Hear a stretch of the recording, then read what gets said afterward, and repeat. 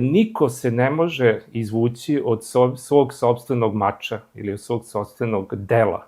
Znači da ne bude mač, da mi aludiramo na loše, ne možemo se ni od dobrog skloniti. Činimo dobro i onda se akumuliše u jednoj inkarnaciji, mi vidimo nekoga potpuno bezazlenog, rođen na perfektnom mestu, u okruženju, voljen i tako dalje i sve. Ali finalno šta je cilj života, to je isto jedno od dobrih pitanja. Šta je cilj života? Cilj života je samoostvarenje, samorealizacija, krajnji cilj svakog od nas. Vrlo često u životu osjećamo da ne krećemo od nule, da smo na ovaj svet došli sa nekim zadatkom, možda nekad i sa nekim teretom. I nekada nam putevi kojima idemo deluju vrlo poznato, čak i ako u ovom životu možda prvi put prolazimo njima.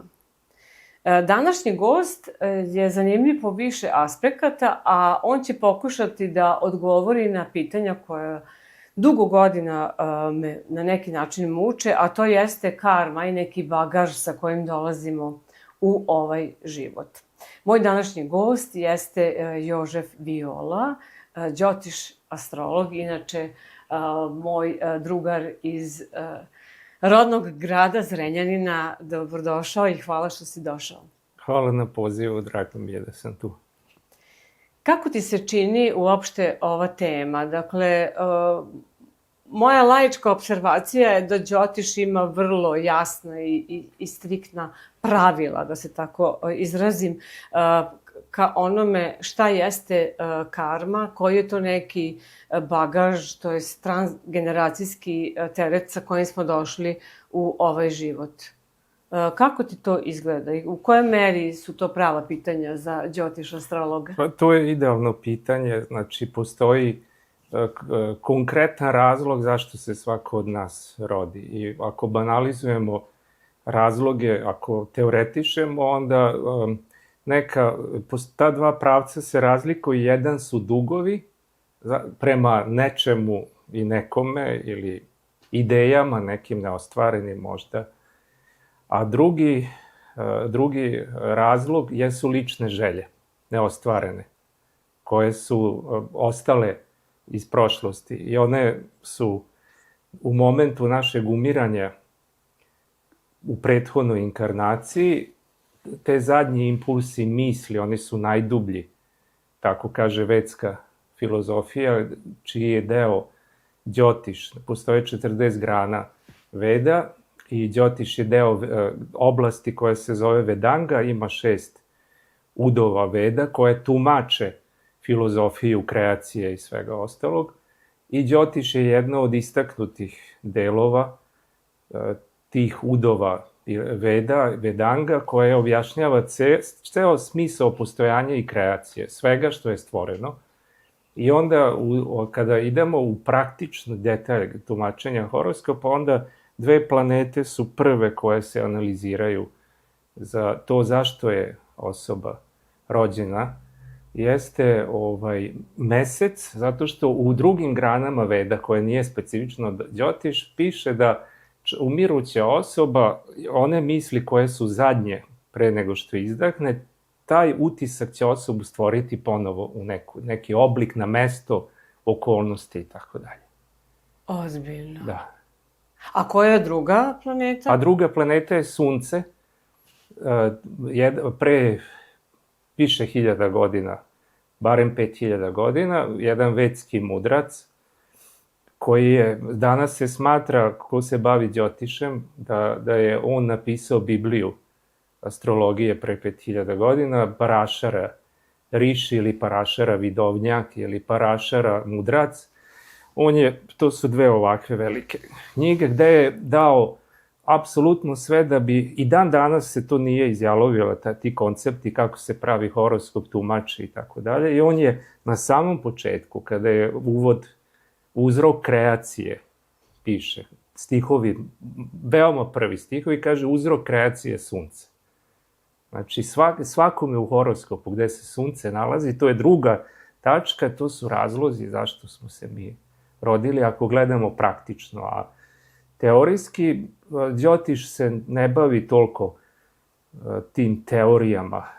Znači, neke druge grane, Itihase ili Purane, Upanišade, koji su isto deo Veda, one daju primere konkretno. Najcitiraniji primer uzroka rođenja je inkarnacija Krišne i Rame, koji su zaista, nisu epovi, oni su zaista živeli nekada u prošlosti. Oni su inkarnacije božanske, kreacije, Višnu inkarnacije, ili da kažemo svevišnjeg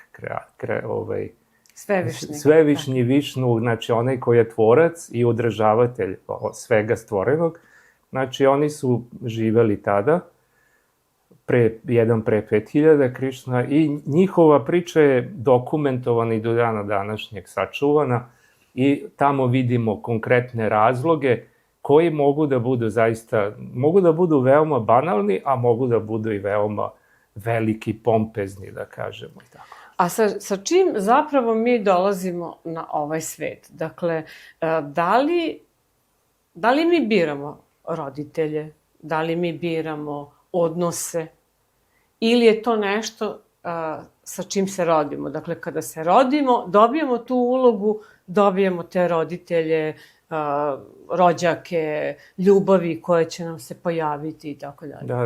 Ja sam inače sa ovim počeo da se bavim, da kažem, potpuno slučajno. 91. godine sam učio transcendentalnu meditaciju u Zrenjaninu kod mog prijatelja velikog sad i instruktora ili učitelja Milana Popova. I kad sam ja taj kurs pohađao, u njegovoj kući su bili gosti astrolozi iz Indije. Baš tada. Da li je to slučaj? Nije, ja ne verujem u slučajnosti. Odmah sam bio pozvan na večeru da sedim s njima, da se družim, i to je počelo. I više se nije prekidala nit mog druženja sa astrolozima. Prvenstveno, i Đotiši su mi bili jako... Na neki način me to fasciniralo. Nemam ništa protiv zapadne astrologije. Čim više, zato što danas sve više mislim da je to veoma pravilno, veoma striktno i da može da se vidi skoro sve. Ali uzroci tog rođenja se veoma lepo opisuje, u uvodu sam to rekao. I gde se mi rođemo, da li biramo roditelje, ne, jedan od tih velikih jogina koji je bio učitelj čuvenog Mahariši Mahesh Jogija, koji je doneo tehniku transcendentalne meditacije s Himalaja, njegov učitelj je imao puno predavanja. I jednom prilikom je rekao da se najčešće ljudi rađaju u istim porodicama, zato što ljudi umirući misle na svoju decu, na roditelje, na babu, dedu, i oni zbog toga što su to zadnji impulsi misli, zato se 90%, 80% ljudi vraća na istu familiju, u istu genetiku, i vraćamo se opet na početak. Uzrok kreacije je sunce, a u Đotišu sunce je genetika naša, DNK, krv naša, linija naša, predak. I onda te dve stvari, sunce, mesec, Ali dobro, znači, rodili smo se u istoj porodici. Da. Ali u drugačijoj ulozi. Da, to je tačno. Drugačija uloga, i sada ta pitanja koje si mi nagovestila, sad neću ja da postavljam sebi pitanja, dozvolit ću ti. Ne, ovo mi objasni, dakle, mi se pojavljamo u drugoj ulozi. Zašto? Želje, ovde je konkretno želja u pitanju, određena želja, neispunjena želja. Znate, te želje mogu da budu, mi smo srećom tako napravljeni, većina nas je takva da uvek idemo ka polju veće sreće. I onda kada uzroke tražimo, recimo zašto, mi automatski imamo neki lepi uzrok, razumete, ali postoje, nažalost ili na sreću, Đotiš, ko se razume u to, on detektuje da ti uzroci ne moraju da budu uvek jako dobri, jako lepi. Mogu da budu greške učinjene, ili koje takođe Đotiš razlikuje, da li je greška svesna ili nesvesna bila, ili namerna ili nenamerna. Može da to prepozna. Da, to može isto da kaže da li je osoba uradila iz dobre namere lošu stvar, ili je svesno uradila, namerno uradila lošu stvar. I da li onda Đotiš prepoznaje, ako već ume da prepozna da li je nešto iz kog ugla je napravljena greška, da li on i kako objašnjava karmu. Dakle, karma je pitanje nad svim pitanjima. Vi sad kada uđeš u društvene mreže, ti vidiš priču o karmi. Da li se ljudima koji su namerno učinili zlo drugima to vrati? Ili se vrati prema nekom iz njegove porodice? Ili iz onih koji će doći nakon njega? Kako ti na to gledaš? Mnogo je jednostavnije praktično to reći kada neko dođe kod vas i kada to vidite. Mnogo nego je objasniti te veze, zato što je toliko to, ja nemam u toj, tako filozofski mogu da filozofiram, da je to i ovo ili ono, ali... Šta kaže tvoja praksa? Moj učitelj koji nije Djotiš, koji je instruktor ili jogin, himalajski jogin, taj Maharishi je učitelj Guru Dev, Swami Brahmananda Sarasvati, on je rekao da, ili neki su izračunali danas čak i softverom, da imate 13 biliona kombinacija karmičkih koje bi mogli na kraju da neprestano analizirate. Šta je, zašto ovo, zašto ono, gde je, zašto ovo, zašto ono, ali kada je nečiji horoskop, kad se tumači, onda je mnogo jednostavnije, onda je praktičnija čitava stvar i onda mi vidimo karma koju osoba treba da obavlja, to je stvar stručnosti. Da li ste u tome vešti i ako imate dobru školu i dobru praksu, onda osobi date 10 činjenica, 10 stvari iz prošlosti koje su se dešavale. Tada osoba stekne poverenje da vi tu ne lupetate, da ne pravite psihoanalizu ličnosti, i onda vidite tokove te karme. I ako sam dobro razumeo pitanje, znači sve što se zaseje će da nikne i vratit će se. Jedini problem, zašto ljudi ne veruju, zašto ima puno ateista danas na svetu, razlog je taj, Djotiš je jedina nauka koja dokazuje da Bog postoji. Da nema greške u kreaciji. Znači, apsolutno jedini koji su sasvim pouzdani da vam dokažu da Bog postoji, zato što ljudi misle da je sudbina linearna, a sudbina nije linearna, nego je amplitudalna. I može da se desi, to mi vidimo iz istorije 1000 puta, da neki zlikovci, loši ljudi umru u krevetu i ništa, potpuno nikakva kazna, ništa. Međutim, kad bi mi mogli da pratimo njihove buduće inkarnacije i da vidimo gde su se rodili, u kom obliku, na koje svetove su otišli, religije su u pravu, znači imate nagrade, imate kazne, imate nešto između. Većina ljudi malo radi nekad loše, nekad dobro i oni ne prolaze te agonije grehova i tako dalje, ali niko se ne može izvući od svog sopstvenog mača ili od svog sopstvenog dela. Znači da ne bude mač, da mi aludiramo na loše, ne možemo se ni od dobrog skloniti. Činimo dobro i onda se akumuliše u jednoj inkarnaciji, mi vidimo nekoga potpuno bezazlenog, rođen na perfektnom mestu, okruženju, voljen i tako dalje i sve. Ali finalno šta je cilj života, to je isto jedno od dobrih pitanja. Šta je cilj života? Cilj života je samoostvarenje, samorealizacija. Krajnji cilj svakog od nas koji smo ovde, mi evoluiramo od nekih Darwinova teorija je tačna, znači mi evoluiramo, to i Vede kažu, evoluiramo postepeno i najveća nagrada za čoveka je da se rodi kao čovek zapravo, u obliku ljudskom da se rodi. Vede kažu čak i bogovi u raju i na nebu, kad hoće više i kad hoće finalno nešto jako veliko, onda se rode u ljudskom obliku, da rade molitve, da rade duhovnost, da vežbe da rade, da bi se finalno ispunila ta velika želja, a finalna želja je jedinstvo sa apsolutom, jedinstvo sa Bogom. U ovoj fazi mog života ja nisam sklon tome da obožavam Boga, ja više mislim da čovjek treba samo sebe da upozna. Prvo, zato što ako ne znaš sebe, ne možeš ništa drugo ni prepoznati. Čisto i sigurno zapravo. Da nije neka zabluda, nisi zaveden, da nisi...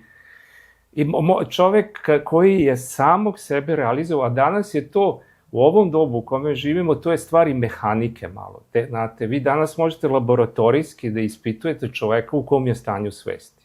Da li je u entropiji ili nije u entropiji. Alfa stanje, teta, delta, frekvencije mozga i tako dalje. To sam ja još 93. studirao kao i postoji instruktor transcendentalne meditacije i onda sam shvatio da današnje doba objedinjuje drevno i naučno, moderno. Znači, od sada postoji dupla podrška da osoba napravi veliki iskorak u svom životu. Evo, toliko si pitanja načeo, idemo redom.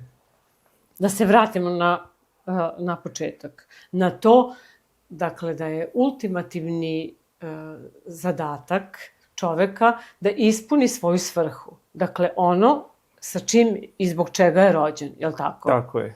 I da samim tim ti se spajaš sa Bogom, sa univerzumom. Tako je. I ti na neki način, ispunjavajući taj svoj zadatak i živeći svoj život u punom kapacitetu, negde se i oslobađaš te karme, tog bagaža. Da li dobro razumem ili ne?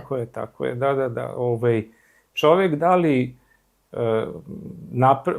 ovo napredak u ljudskom životu zavisi od sudbine i zavisi nekada, ili dobrim delom zavisi od dobre volje, ili slobodne volje čoveka. Da, ja sam za to da slobodna volja i jeste ultimativno božanska energija. Da, Đotiš ima, u tome je Đotiš poseban, zato što može da izračuna ili da vidi kolika je slobodna volja gde i u kojim oblastima u čovekovom životu.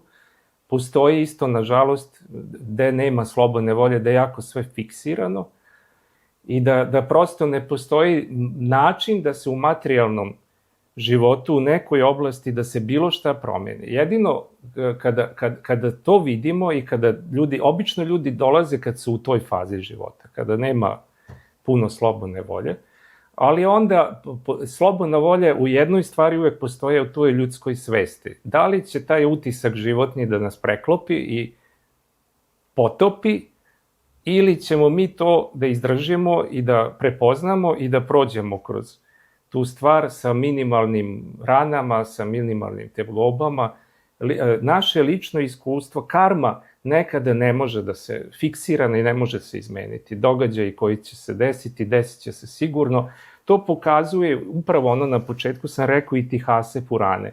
Primeri velikih istorijskih ličnosti, da i u njihovim životima, pazite, božanska inkarnacija pa nije mogao određenu stvar da promeni u svojoj sudbini kad se rodio na zemlji, zato što ovde vladaju određeni prirodni zakoni i oni su rastegljivi u nekim stvarima, segmentima.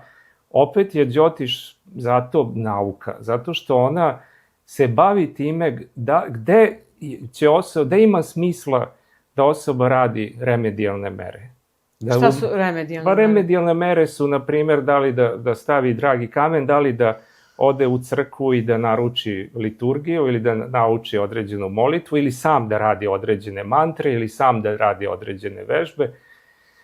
Đotiš je jedan segment ili više segmenta Đotiša, imate čitavu nauku i onda dolazimo i ovde na ovim prostorima, imamo tradiciju, doniraj religioznoj ustanovi, doniraj vrtiću, razumete? I onda nekada ljudi to intuitivno i prirodno osete, pa urade neke, brini o životinjama ili tako dalje.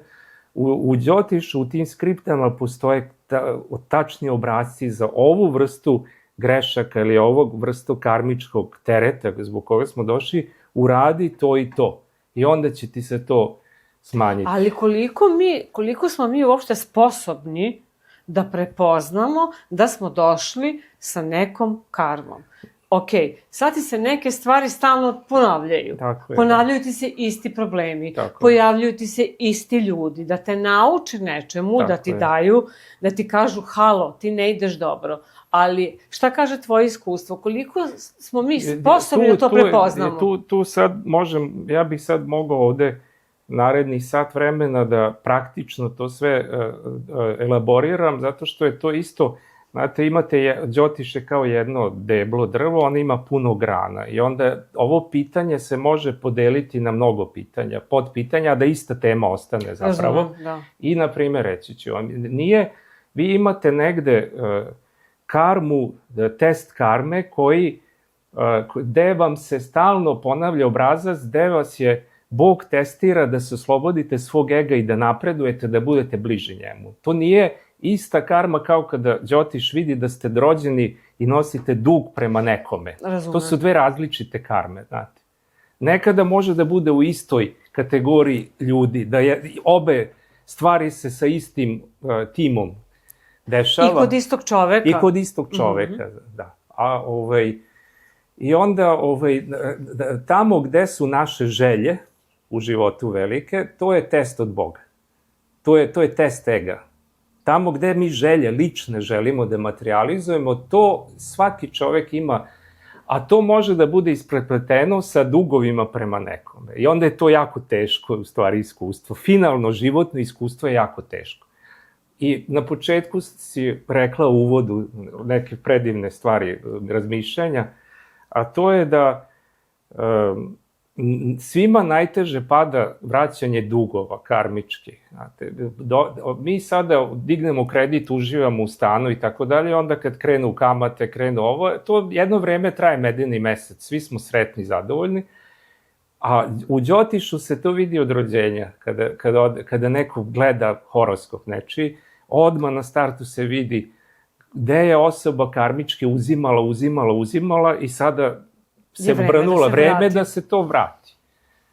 Tako meni je trebalo mnogo godina da prihvatim jednu činjenicu da jednoj životnoj mojoj ličnoj oblasti da sam ja jako dužan i da ja to moram da vratim. Ja sam bežao od toga, znači to većina ljudi radi i otišao sam u jednom momentu čak u Ameriku da bi se sklonio od porodičnog problema u kući.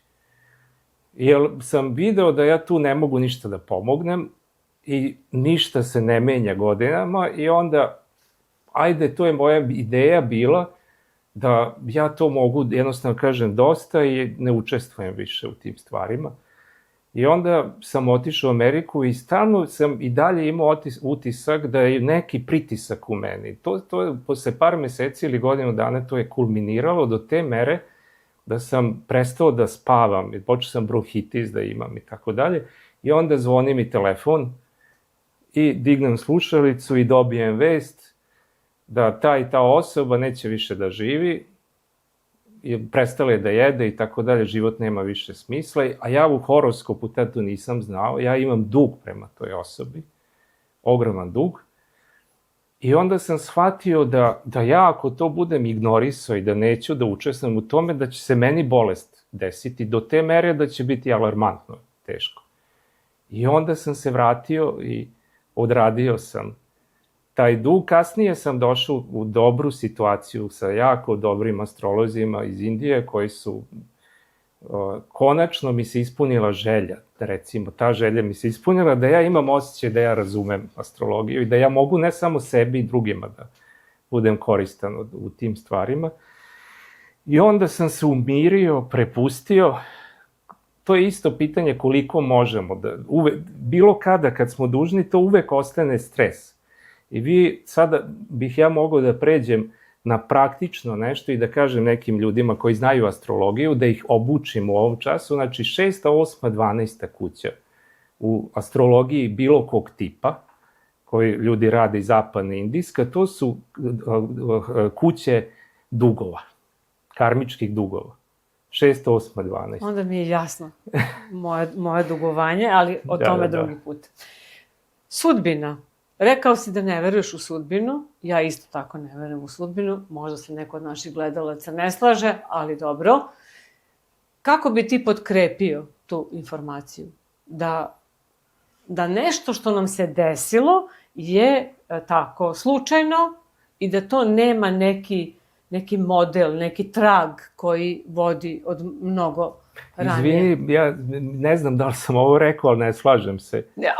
Slabo, rekao si da ne veruješ u sudbinu. Ne znam, ne sećam se u kom kontekstu, dobro, ali sa tačke gledišta Đotiša sudbina je sudbina postoji. Možda nisam bila precizna. Hajde ovako da kažemo. Dakle, da nam se stvari u životu ne dešavaju slučajno. Da, tako je. Nisam možda dobro rekla. To da. Izvini. Dakle, stvari nam se ne dešavaju slučajno, one imaju svoj model, svoj put koji vodi od ko zna gde i kada. Tako je. To sam mislila. Jeste. To je, s tim se u potpunosti slažem, ali pitanje mi samo... Pitanje glasi ovako. Dakle, mi smo sad dobili taj neki zadatak, karmu, koju smo ili zaradili u ovom životu, ili smo je dobili iz prethodnog života i ponavljaju nam se situacije. I da li mi naučimo i koliko, naravno da sve zavisi od svesti sa kojom prilazimo tom problemu, ali da li mi možemo da naučimo i da to razrešimo u ovom životu? Kako? Jako je, ja sad, jedan odgovor će biti moje lično iskustvo, a drugo je šta moj učitelj Đotiša o tome kaže. Odlično. Moje lično iskustvo je da dok god je ta osoba neka u životu s kojom imamo neku situaciju koja nije prijatna, udobna ili gde je teška zbog zdravlja nečijeg ili tako dalje, ta situacija, sad pošto sam blizu 60 godina, to u nekom momentu se razreši tako time što se desi smrtni slučaj ili se odsele ljudi ili nešto, razlaz neki sa decom, deca odu svojim putem i onda s jedne strane se to završi na taj način, a po Đotišu se tačno vidi period koji će biti intenzivan u toj situaciji. Neće ceo život da bude intenzivno težak sa nekom. Ali ti ga ipak moraš razrešiti. Ali da. I onda sad dolazim na odgovor ono što moj učitelj kaže, mislim da je to, finalno bi to trebalo da bude istinito, a to Đotiš već tako podučava. Znači, da mi imamo 3 vrste sudbine. Znači, koju astrolog može da vidi. Ona sudbina koja je celokupna sudbina naša, ko zna koliko života unatrag, to mi nikada u jednom životu nam se to ne isporuči, jer to niko ne bi mogao da izdrži. Nego se onda uvek daje prarabda, znači ono što je sada, po komadićima. I onda mi naučimo 20%, 30% lekciju, pa onda sledeći put, jer tu je Bog, ako mogu tako da kažem, tu je on milostiv. On je tu milostiv i onda on ne želi svoje dete da optereti toliko da ne može da... Tu je religija apsolutno jasna i to je potpuno tačno. Znači, uvek dobijamo onoliko koliko možemo da stvarimo, a da li ćemo to da lakše nosimo ili ne, uvek imaju ljudi koji uđu u duhovnu spretnost, u neke duhovne prakse. Oni kad vremenom sigurno imaju poboljšanje čak i u tim tako lošim nekim okolnostima. A koja su druga 2? Pa to su... Taj jedan komadić sudbine koji dobijemo? Da. Znači, Sančit se zove, Sančit je celokupna naša i to se vidi isto u nečijem horoskopu i onda razlikuje se taj horoskop, isti datum ukucamo i on se malo razlikuje ili gde su te planete izmeštene tu i tamo i onda mi vidimo da je, na primjer, ako je u ovom životu horoskop kod nekog u 4. kući mesec, a u Sančit horoskopu mu je u 3. Znači, njegova celokupna sudbina je vezana iz prošlosti, ali je u ovom segmentu isporuka više vezana za kuću, dom, majku i za mentalni mir, udobnost i relaksaciju, na primjer. I onda često, znači 9 planeta uzimo u obzir astrologija koje su fundamentalno najbitnije i ove druge 3 danas sve više Đotiša koristi. Ali i onda mi od tih 9 planeta u Sančit horoskopu nekad su 2 u drugim kućama, nekad čak 5, 6, nekad čak i 7. Znate. I onda šta to govori? To govori da je ovaj život ili nagrada za tih 2 planeta koje su ostale na fiksnom mestu ili je kazna zapravo, ozbiljna isporuka. I to od čega zavisi, to je sad tehničko pitanje. od 9 planeta, 4 planete su jako komplikovane, potencijalno i teške za svakog čoveka, a ovih drugih 4 imaju mirnije iskustvo životno daju čoveku. Mnogo mirnije i harmoničnije i srećnije i tako. A šta je ovaj treći deo za... Treći deo je buduće, šta će u budućnosti da bude isporuka. Ko je sledeći, kada ovaj život prođe, šta će biti tamo u tom nekom sledećem segmentu.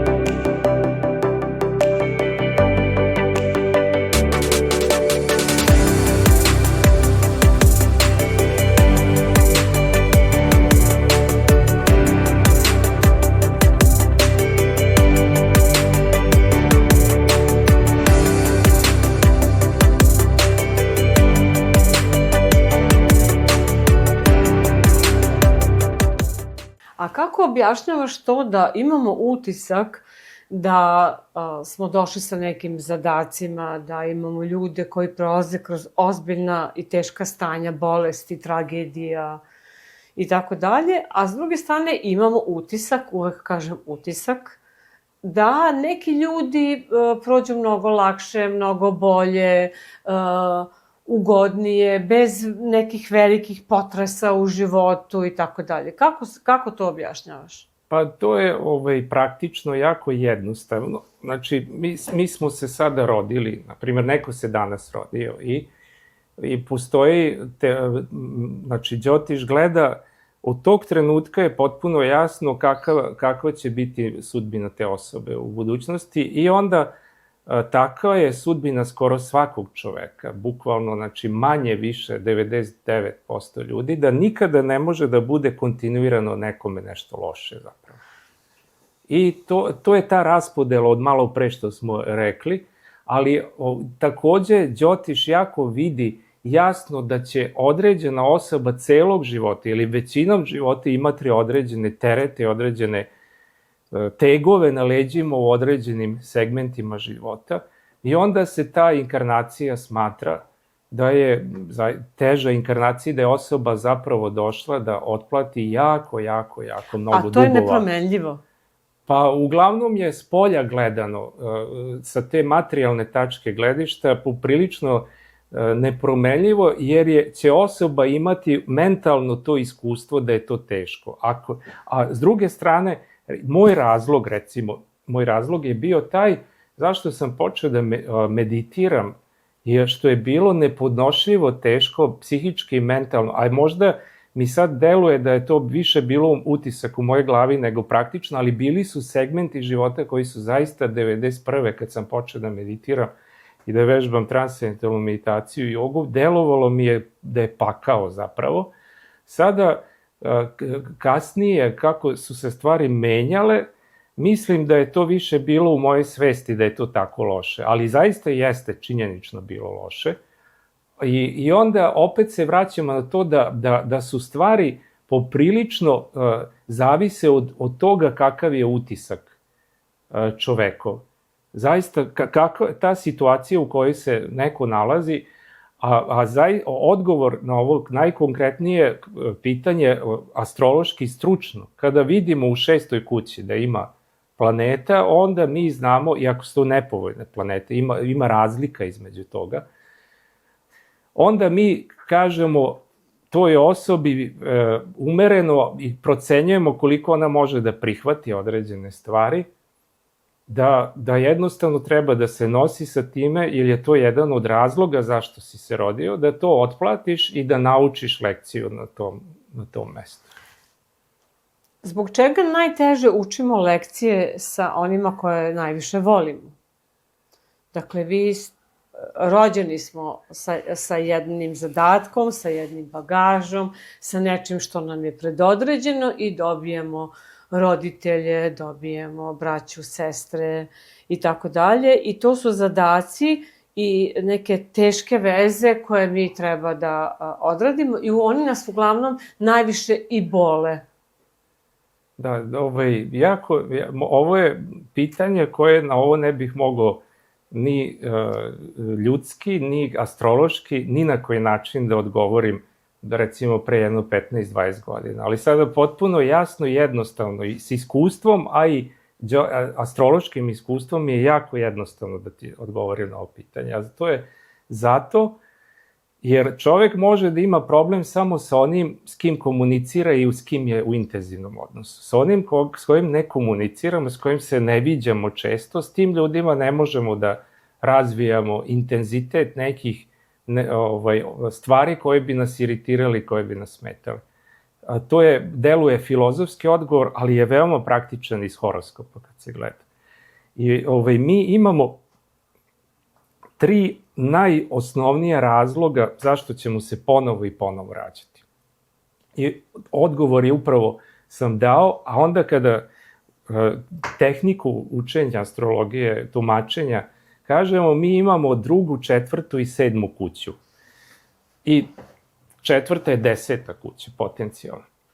Koje su najintenzivniji razlozi zašto se karma produžava, zašto se kreira nova karma, zašto se ne završava prethodna karma. I šta to tehnički znači? Praktično, to znači porodica, 2. kuća. 4. kuća, dom, ognjište i tako dalje, i komfor, želja za udobnošću, želja za mirom i relaksacijom. I 7. polje, interakcija sa svetom u kome dolazi muž, suprug i tako dalje, u kome dolazi biznis naš, zato što je 7. kuća 10. od 10. karme. 10. kuća je kuća karme, a kako se ta karma manifestuje, 7. kuća. Znači, kod žena, kod ženske dece, znamo da možda danas se to menja intenzivno, ali one jako malo i manje sudbine preživljavaju unutar porodice zato što odu iz svoje porodice. I to je samo 25% sudbina. Onda dolazi 7. kuća, im je mnogo naznačajnija, partneri i tako dalje. I to je tehnologija i tu možemo da pričamo šta god hoćemo, ali na kraju tu vidimo te različitosti naše, ogromne različitosti, afinitete sudbinske. I opet se sve svodi na to da mnogo bi mi bilo lakše da razumeš i svi oni koji budu slušali, recimo da 12 znakova, samo osnovne karakteristike preletimo. I onda ta razlika, zašto se ta razlika razlikuje od jedne osobe do druge, recimo ako je neko Ovan, to je prvorođeno dete, sa puno inicijative, puno snage, sa puno želja i sa puno sposobnosti.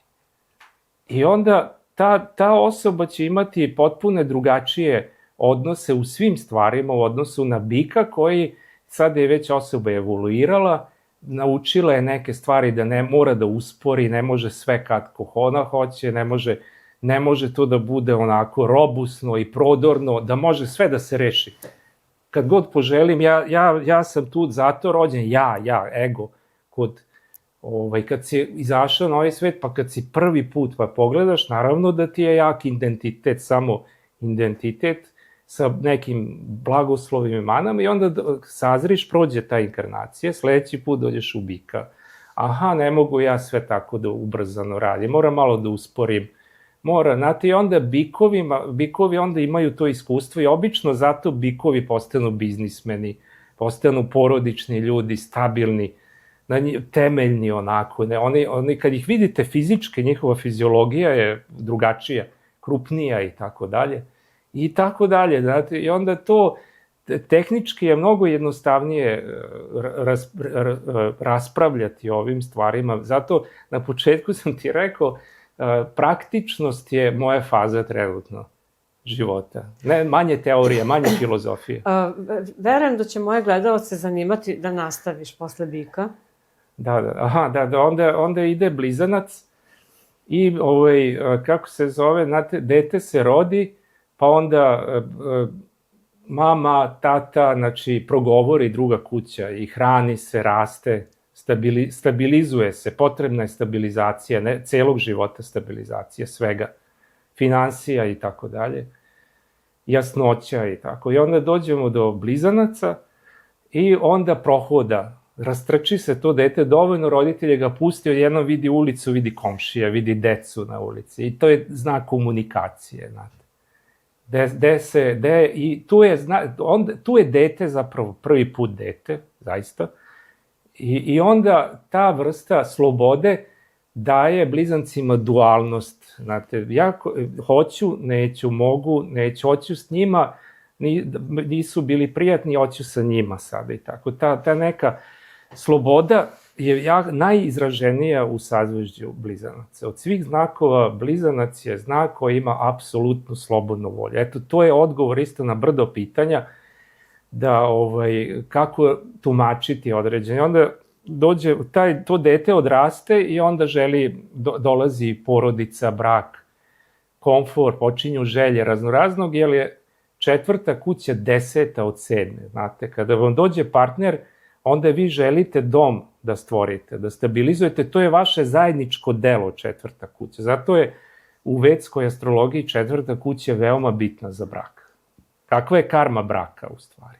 Da li će da bude udobna, prijatna, da li će da bude dinamična ili kog tipa? I onda idemo do kada smo sazreli, kada smo kuću, dom napravili, kada počinjemo da osjećamo da imamo temelje u životu, onda počnemo da želimo decu, počnemo da želimo različite statusne stvari, u lava uđemo. Želimo, ako smo dovoljno konstruktivni bili, finansije, 4. kuća vam je i zemlja, zakopano blago, akumulacija bogatstva. Znate, slamarica i u banci veliki iznosi, to je sve povezano u vedskoj astrologiji sa 4. kućom i kada je to dobro ili nije dobro, to jako utiče na oblast lava, na 5. kuću. Da li će osoba da postane neko šef, direktor, ili će neko da bude ovo ili ono, kasnije i to lično obrazovanje, lični afiniteti se pojavljuju u sazvežđu lava. Da, tu je umetnost, tu je i sport, to su sve želje.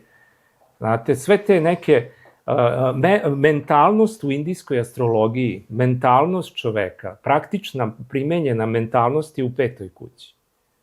Ovo kada si spominjao porodica, dece, to si mislio na raka, je li tako? Tako je. Da, dobro. Deca se rađaju u 5. kući, ali 4. kuća je osnova. Na koji način će se to nastaviti, ta evolucija znakova? I onda, kada čovek stekne porodicu, uticaj, obrazovanje ga napravi nečim, status mu dođe, onda kasnije se suočavamo sa ritmom i kontinuitetom života i onda smo zreli i onda počinjemo da budemo svesni zapravo u 6. u devici gde smo mi dužni zapravo, kome smo mi dužni. Tada tek u nekoj dobi, posle 30-40 godina, zrelost stiže da razumemo ovo ja ne mogu da izbegnem, znači svaki dan moram da idem na posao, moram da zalegnem, to je devica, moram da napravim organizaciju i strukturu.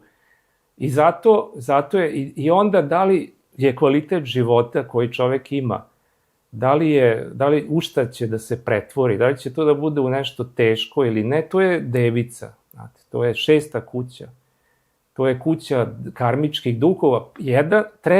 Treći razlog iz Đotiša, zašto smo se rodili je 6. kuća.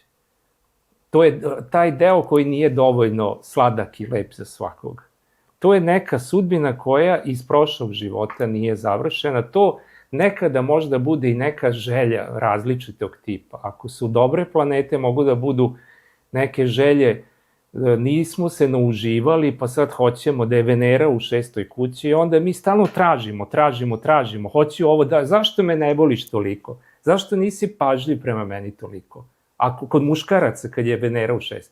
ili kod žena, nisi mi se javio, zašto mi ne odgovaraš i tako. To su te neke stresne situacije koje nisu suviše uznemirujuće, da kažem, ali su za osoba koja nije naučila da treba da se mnogo žrtvuje, to je taj oblik maltretiranja zapravo.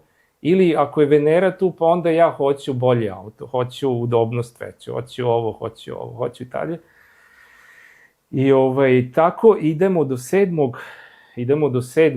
znaka, do vage, i tu je bina, tu je pozornica, tu je naš partner, tu su naše duboko strukturisane karmičke želje takođe u vagi. I zato je vaga često znak koji je jako osetljiv, jer tu je znak i pravde, zapravo. To je isto sudije, tužioci, ljudi koji rade u pravosuđu. I veoma često, ne veoma, nego sigurno imaju izrazito naznačeni aspekt, jer vaga mora da se odredi ravnoteža. Da li je ova neravnoteža zbog ovoga i onoga, i vaga ima tu misiju, a iz iskustva znamo kad partner dođe koliko moramo da tasamo. Da vagamo. I onda znak u 7. kući koji imamo, svaki osoba može da ima različiti znak u 7. kući, u toj oblasti mora da vaga. Naprimjer, ako je blizanac ascendent, strelac je 9. kuća i onda partner... 7. Da, u znaku, i onda partner naše želje je da imamo partnera koji je deo elite, na primer, ili koji je deo nekih filozofsko-intelektualnih viših struktura, zapravo. I onda mi sa tim partnerama imamo taj aspekt vaganja, da mi, on će to nama da reflektuje, zapravo, te kvalitete, te energije. I zato je, vaga je, zato 7. kuća je zapravo jedan od verovatno većih razloga, filozofski i tehnički gledano, zašto se ljudi ponovo rađaju. Zato što 1. kuća smo mi, a 7. kuća je svet s kojim interagujemo. Znači, ja kad sam otišao iz kuće danas i došao sam ovde, ja sam u 7. kuću došao. Došao sam na binu, došao sam u javnost, i ljudi koji su javne ličnosti, koji su poznati širokim krugovima, pa možemo da kažemo i neki na glavnoj plošti šalterska radnica ili radnik isto mora da ima veoma izrađenu 7. kuću, jer je on u interakciji sa masom ljudi. I onda idemo do Škorpije, do kuće koja je veoma osetljiva i koja je transformišuća, i onda sve ti utisci životni počinju da nam budu previše i od svega, i onda dolazimo u tačku gledišta. Škorpija vam je bunar, septička jama. Da li je nečiji život septička jama, iskustvo, ili je bunar sa čistom vodom, to je 8. kuća, znate, da li je tu nešto karmički tako postavljeno. Ti utisci, ne samo ovog života, nego i prethodnih života, naše urođene mane su u 8. kući, koje smo akumulisali da u ovom životu zbog toga ispaštamo. Znate, i onda imate ljude koji čine neprestano dobra dela. Ti ljudi u 8. kući imaju planete i onda u tim oblastima gde puno stvari čine dobro, oni nikad ne dobiju od tih ljudi hvala. Nikada. Znači, to je 8. kuća. Koliko god bio dobar, koliko god se trudio i koliko god puta činio dobra dela, 8. kuća propadne, nestane, znači. Ali to nije slučajno. Astrolog, kad dođete kod astrologa, on, ako to ne zna da vam istumači, onda vam nije dobar. Nije dobru dijagnostiku postavio. I tu sad ja imam takvu sudbinu često sa ljudima koji me dolaze na horoskop, i tu sad sam postao rigidan kad primetim da je neka osoba hipersenzitivna prema nekim stvarima, i ako se desi da drugi, treći put dolazi zbog istih problema, onda ja toj osobi kažem idite na drugo mesto, ne zato što neću da pomognem, nego vidim da ta osoba ne može da stvari to svoje životno iskustvo, a ne prihvata ni jednu remedijalnu meru. Znači, ima svoj koncept kako želi da se u životu stvari poprave. I tu je kraj. Tu bi trebao i svaki astrolog, kad to primeti, trebao bi da izađe iz tog kruga komunikacije, odnosa i tako da. Kako se u to uklapa onda strelac? U 8. kući. Ne, kažem, sad izašli smo iz te Škorpije. Aha, iz Škorpije, da, još jedna pozitivna stvar za Škorpiju, jako velika. Kako se zove, osobe koje imaju pozitivne planete ili aspekte sa 8. kućom, oni će veoma lako da se transformišu kada naiđu loše stvari u životu. Veoma lako i ko dobar dan će da prođu kroz teške situacije, razumeće uglavnom zašto im se sve to dešava neće dramiti, neće klevetati svakoga ko je uzrok njihovih navodno problema i stoički će da prođu kroz to i patnja će se ublažiti i tako dalje. A pozitivna stvar 8. kuće je da tu zaista može da se probudi ozbiljna duhovnost, iskustvo velike duhovnosti. Po pravilu, kad god odete u te organizacije, među te ljude koji se bave, svi imaju izrazito naglašenu 8. kuću. Pozitivno, znači manifestovano pozitivno. I oni doživljavaju duboka iskustva duhovnosti i tako dalje i često postane njihov život da se time bave. I lekari svi moraju da imaju 8. kuću zato što dolaze ljudi u njihov život koji su sa bolestima, patnjom i oni kopaju po tim stvarima, škorpijem. Oni moraju da imaju taj aspekt veoma izražen. Moj bivši, moram da ga spomenem, on je uticao od Novosađeni Zoran Radosavljević, moj jedan od najvećih inspiratora. Zašto sam ja ušao u ovu astrologiju? On je rekao da on, kada imao je često, nažalost pokojni, imao je zdravstvene probleme i onda je družio se, između ostalog, puno puta s lekarima. Na kraju je shvatio da traži podatke lekara na fin ili ovakav način i ako 8. kuća nije dobra, neće da ga leči taj lekar. Zato što taj ima dobru sposobnost dijagnostikovanja i pomaganja. Strelac tada. Strelac je znak filozofije, akademizma, Boga, religije, crkve, dalekih putovanja, oca. Strelac je u Strelcu se nalazi takođe jako bitna stavka. U našem svetu nije toliko, ali na istoku u Indiji je to jedna od ključnih stvari, jedna banalna stvar koja se gleda u Strelcu iz 9. kuće, braća i sestre našeg bračnog partnera. U Indiji je ta familijarna veza i odnosi su jako nekad teški i opterećujući. I jako se umešaju u iskustvo braka, zapravo. Znate, u Indiji moj učitelj je iz takve porodice gde on ima 2-3 braće, a njegova žena koja je doktorica i oni su svi tako, isto je blizanac i 9. kuća mu je Strelac i on je oženio ženu iz elitističke kuće, gde su svi doktori neki. I kaže on, znate, kad u Indiji on savjetuje, kad se ženite, nemojte da kupite jedno, a da dobijete 5. Pogledajte braća, sestre i tako dalje, jer onda kaže, najavi mi se dolazi, onda dođe njih 15, znate, te stvari. I onda to bude nekada, taj Strelac može da ima i taj aspekt pozitivan ili nepozitivan zapravo. Ali ono prvo što sam rekao, i ja moram da kažem da to je, do sad nisam primećivao, sad jako primećujem. Strelac može da bude užasno težak znak i komplikovan. Slažem se, da. Zato što su to ljudi koji traže savršenstvo. Oni žele božanski nivo i oni u svom životu često se prozvani da budu misionari u tome što rade. Oni mogu da budu banalno nešto nebitni, društveno, ali u toj oblasti gde god rade, oni će imati, pozvani će biti da to bude, njihova uloga je da dele pravdu. I da kažu šta je moralno, šta nije moralno. I ako je to afliktovano, ti ljudi su za izbegavanje onda. To je užasno teško iskustvo biti pored takvih ljudi onda. Idemo na Jarca. Na Jarca je, Jarac je karma, je li tako?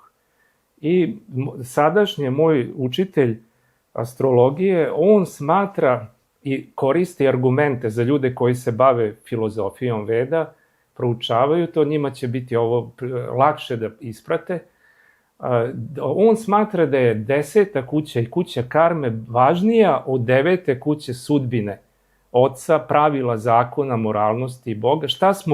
9. kuća je zapravo naš prošli život.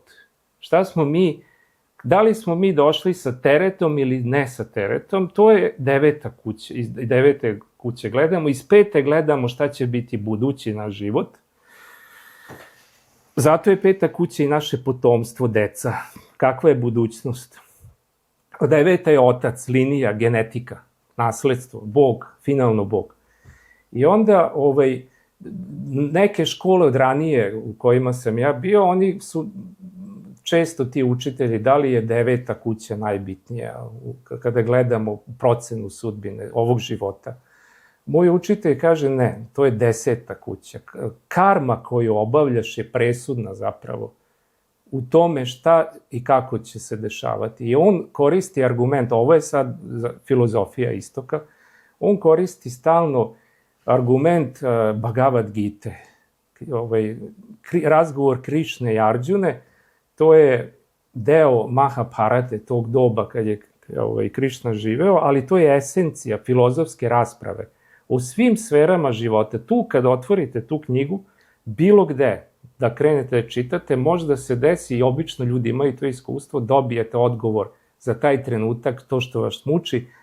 Nema pitanja koje čovek u životu ne bi postavio Bogu, a da u tom odnosu razgovora Arđune, njegovog prijatelja velikog ratnika tog doba i Krišne, znači koje njemu nije odgovorio. On je, kažu da praktično skoro i nemoguće više pitanja postaviti o svemu i svačemu šta bi moglo da vas muči i on njemu daje odgovore na ta pitanja i on u toj knjizi ili u tom razgovoru on kaže da je karma najbitnija koju obavljaš.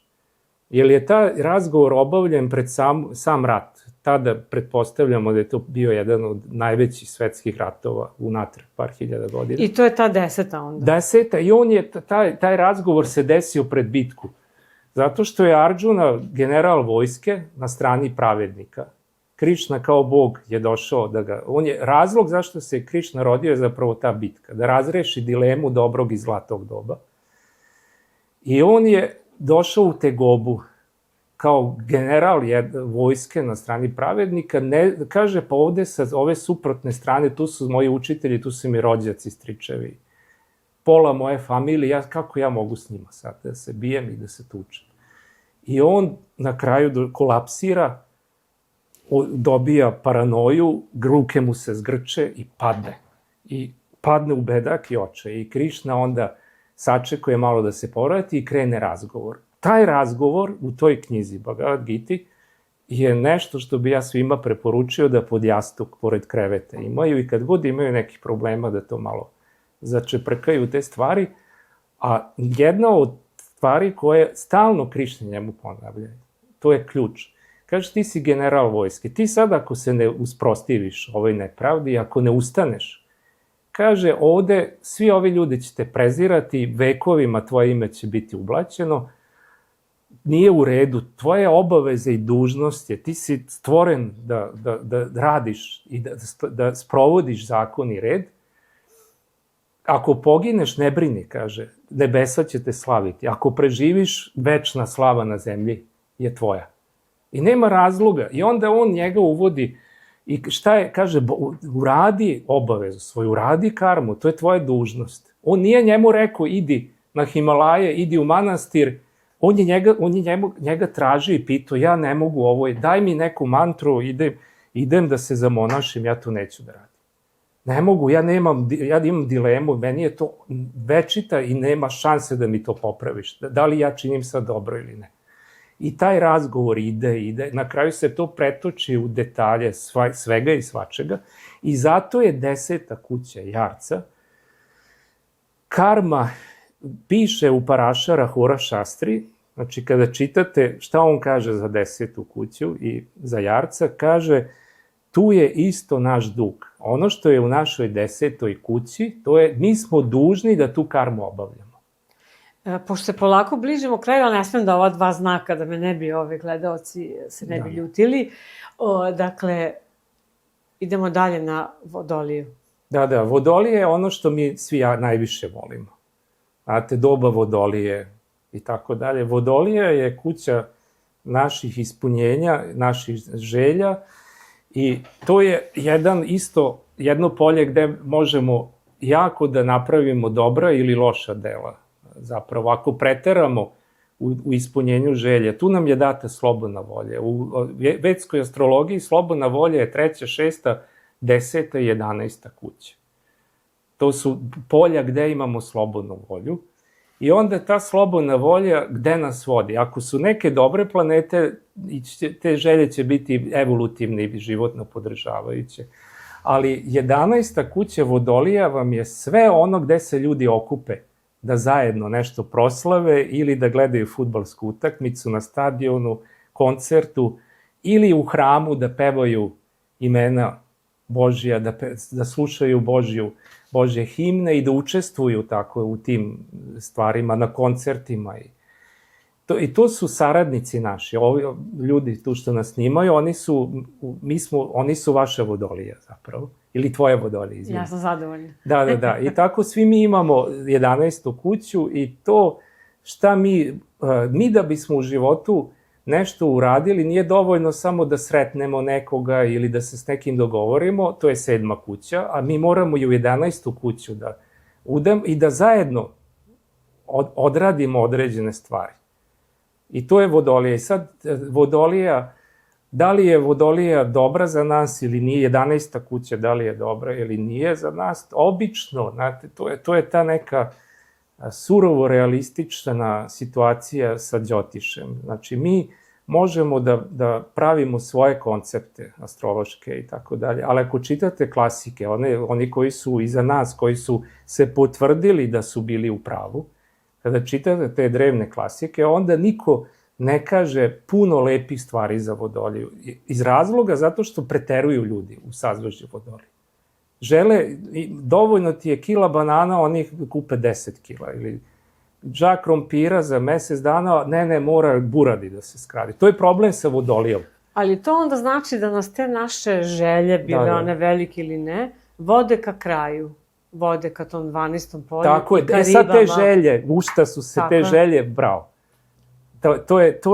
Ovo je već znak da si ti zrela za astrologiju i da to dobro razumeš i da dobro tumačiš i tako. I da dobre savete na kraju daješ. Maharishi Mahesh Yogi je rekao, ja sam na prvom kursu Đotiša bio 93.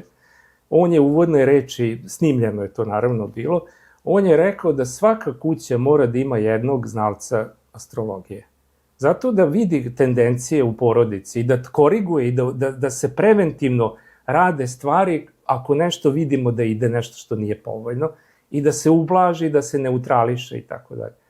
I na početku sam ti rekao da je blizanac u Đotišu znak astrologa zapravo, jer oni imaju sposobnost da gledaju iz različitih uglova jednu stvar. Jako su kreativni, jako su inteligentni, brzo uče, brzo stvari razumeju, Merkur je njihov vladar, a naravno ako je Vodolija 11. kuća, ako okrenemo želje ka nečemu krajnjem dobrom, onda u 12. kuću kad uđemo, to je kraj života, onda naša duša ide mirno, slobodno, rasterećeno, ili ako smo napravili brdo stvari nepotrebnih, onda posle ovog života odlazimo na čistilišta ili odlazimo u sledeću fazu da se ponovo uđemo u krug novog ciklusa sa mnogo tereta, mnogo stvari koje treba da realizujemo i menjamo i da kažemo da je 12. kuća u vedskom Đotišu, ovo je jako bitno, to je kuća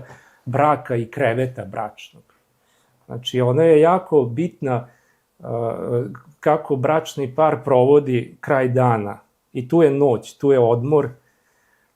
I to je kuća, 12. kuća je kad uđemo u 12. kuću, da li smo zreli da se oslobodimo i da dajemo, ili nismo naučili lekciju i ne želimo da pustimo stvari, ne želimo da prepustimo nekome nešto što je prirodno da prepustimo, da se rasteretimo toga. To je riba, to je 12. kuća. Jožef, koliko smo mi stvari rekli, a nismo bukvalno ni zagrebali, ali nažalost smo došli do kraja. Ja bih sad mogla ovako sa tobom 2 dana da pričam. Verujem i da su gledaoci uživali. Hvala ti puno što si došao iz mog rodnog Zrenjanina. Ali bih voljela da obećaš sad ovde javno da ćeš doći ponovo. Hoću. I da ćemo onda naći isto neke zanimljive teme o kojima ćemo pričati. Hvala ti puno. Hvala i tebi, jako mi je prijelo. Samo bih hteo da... Izvoli, naravno. Tehnički gledano, sada ovo će većina ljudi koji ovaj deo zadnji budu slušali, oni će sebe da gledaju, ja sam rođen u Ribama, ja sam on. U Đotišu se pomera, znači ako je neko rođen u Ribama, najverovatnije je rođen u sazvežđu Vodolije, jer 24 stepena je razlika između sideralne i tropske. Unazad se ide. Unazad se ide, znači mi pravimo u Đotišu tehnički horoskop tako što prema nekoj dalekoj fiksnoj zvezdi povučemo liniju i onda izračunamo konstelacija. Tako da nije isto u... Nije isto, uglavnom se unatrag 80% stvari ljudi kada smo pričali, kažu ja znam, ja sam u Blizancima rođen, verovatno će ta osoba tehnički gledano sa tačke gledišta Đotiša imati sunce u biku, a ne u Blizancima. I to smo razjasnili. Razjasnili smo, da. Hvala ti puno. Hvala i tebi. Hvala ti puno. Dakle, Jožef Viola, Đotiš astrolog, bio je današnji gost. Nadam se da vam se ova priča dopala. Još jednom da vas zamolim da ako želite da podržite rad ovog kanala, sve što je potrebno možete pronaći u opisu ovog videa. Nadam se da vam je ova priča prijela i da ćete ponovo biti uz podcast Vivere život kao takav sledećeg četvrtka u 18 časova. Do tada svako dobro i čuvajte se. Pozdrav!